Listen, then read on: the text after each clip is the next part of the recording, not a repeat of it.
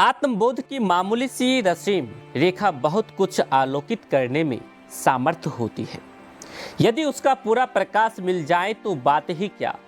जिन घटनाओं ने हैनानंद के चित्त में भगवान शिव के आकर्षण की आंधी बहा दी थी, उन्हीं घटनाओं के सहारे वे लोगों की अनवीति गुरु शिव से स्थापित करने की दिशा में प्रयासरत थे। अब चमत्कारों का सिलसिला दृश्य नहीं था, किंतु शिव शिष्यता की व्याप्ति एक चमत्कार ही थी। कुछ लोगों ने शिव को गुरु सहर्ष स्वीकार किया तो कुछ ने अपनी समस्याओं के समाधान के निमित्त कारण जो भी रहा हो, परिणाम समय समय पर सभी को प्राप्त हो रहे थे। 20 वर्षों की इस यात्रा में उन्होंने यह तो जान लिया था कि शिव परिणामदायी गुरु हैं।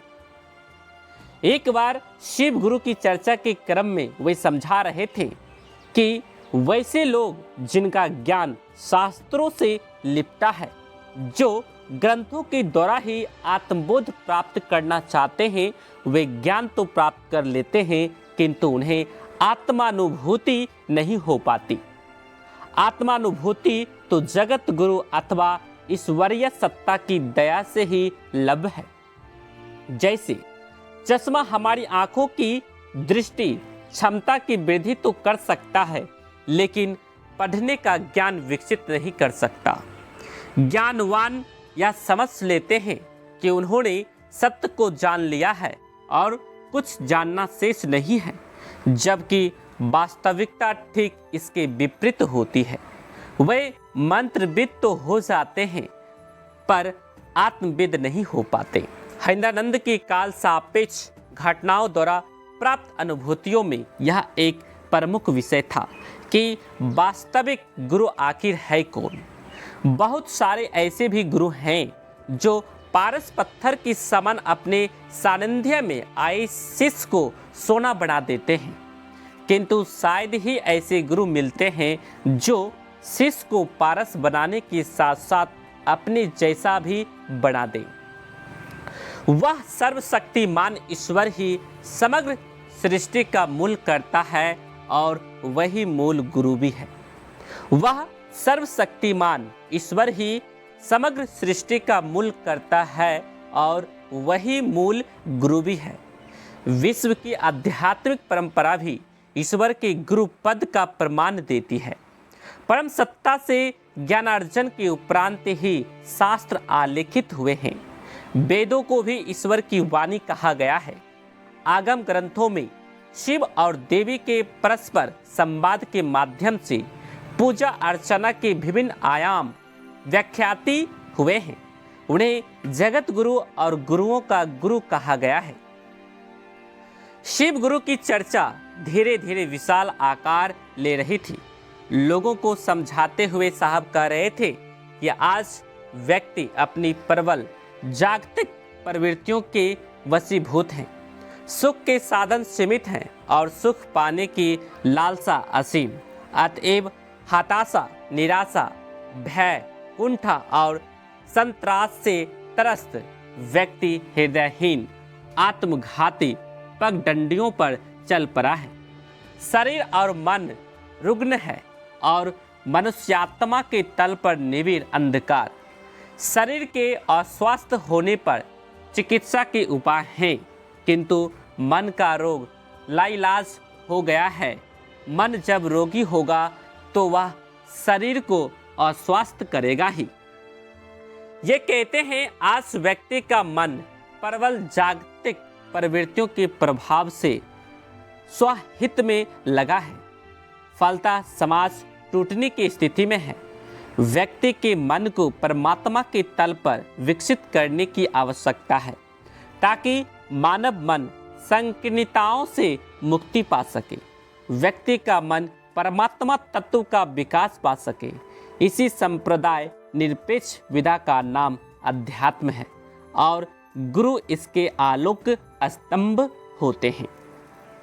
अध्यात्म के इस संक्रांति काल में मानव के कल्याण हेतु सही गुरु का उपलब्ध होना आवश्यक है। आज भक्ति दुष्कर हो चली है। जागतिक आकर्षणों ने भक्ति को भी जागतिक याचना का रूप दे रखा है। भक्ति और याचना में अंतर है। जागतिक दुखों से मुक्ति हेतु प्रार्थना स्वाभाविक है, किंतु लौकिक सुखों के रक्त विष की तरह बढ़ती लालसा भक्ति का अंग नहीं हो सकती। भक्ति परमात्मा प्रेम की सुरभि है, पर वर्तमान में भक्ति निस्वार्थ रह ही नहीं गई है।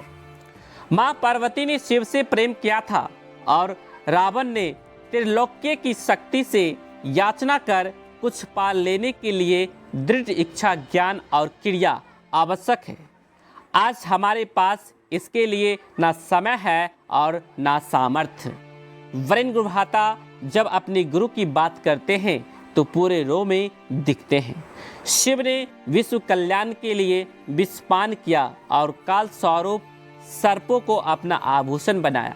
वे एक और जहां साधुता की प्रकाष्ठा है, वहीं दूसरी ओर उमापति के रूप में गृहस्थ जीवन का उत्कर्ष। देवताओं ने उन्हें अधिपति माना तो दानवों ने उन्हें अपना आराध्य।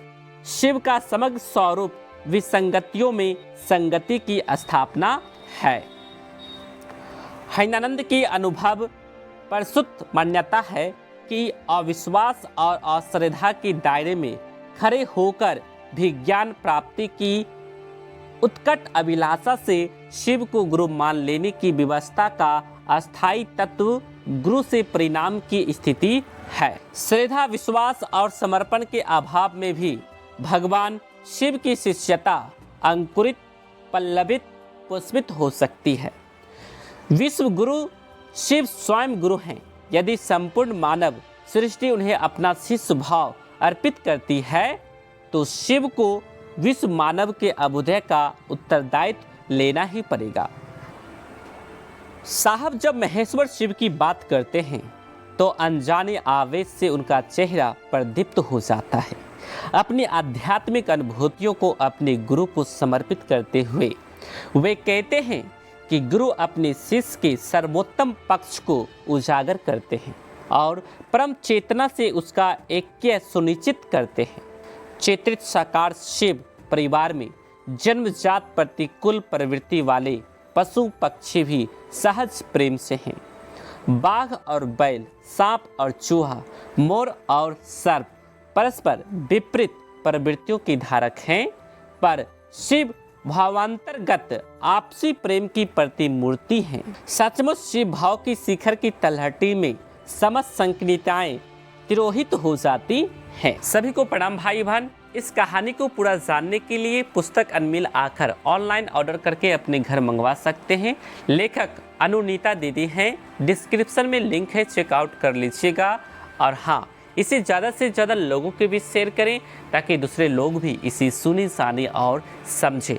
और चैनल पर नए हैं तो सब्सक्राइब करके जरूर रखें ताकि साहब की वाणी, साहब का विचार, वीडियो पोस्ट और मुख्यालय का सूचना, संदेश और अनुरोध सबसे पहले आपको प्राप्त होगा। आप सबों को प्रणाम।